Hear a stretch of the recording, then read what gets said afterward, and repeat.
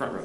Speaker Johnson, Because you win the boot game today. Go ahead. Norman, Your Honor. I'm curious, you guys, a lot of you were talking about the government unions demanding that Democrats reopen the government at this point.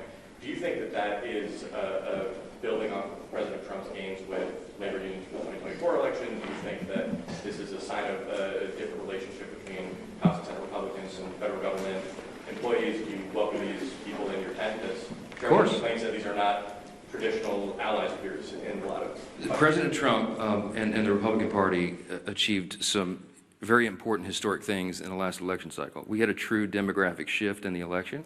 We had a record number of Hispanic and Latino voters, for example, who came into the Republican Party, record number of African-American black voters, Jewish voters, union workers, young people, demographics that had not traditionally in recent years been with the Republican Party in large numbers, and they came to us not reluctantly, but with hopeful anticipation. Why? Because they wanted a return to common sense. And they saw what the other party had done to them with their terrible policies and their terrible ideas and the radical, woke, Marxist, progressive agenda, and they realized it didn't work for them. So they came to us and they said, can you do better? Well, we did. We have. And we passed the one big beautiful bill, the Working Families Tax Cut, and all of our legislation and everything the President's done with executive orders, fulfilling his promises, are codifying those things and doing the rest of our legislative agenda, which is being held up right now because of this.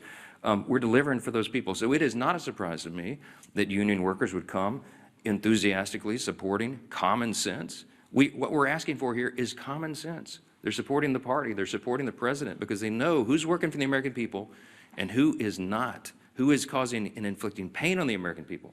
The contrast has never been more clear. We say all the time, this is not your father's Democratic Party. I grew up in Louisiana. When I was a kid, I didn't even know a Republican. Literally, like everybody was Democrat. And, the Southern Democrats, conservative Democrats down in Louisiana. That party doesn't exist anymore. My grandfather would not recognize what this party has become. He would clearly, they'd all be Republicans because the Republicans stand on the side of common sense and working families, hardworking, middle class, lower class earners in the country. We drafted the Working Families Tax Cut to be geared for them, to help them. And we infused the legislation with all its pro-growth policies so that all boats will rise. People see that. They see the effects. Ideas have consequences, my friends. And the policies and ideas that are advanced by the Republican Party are right for America because they comport with our founding principles, and we stand on those principles to defend them. And by contrast, on the other side of the screen, they're going for communism and Marxism. Take your choice.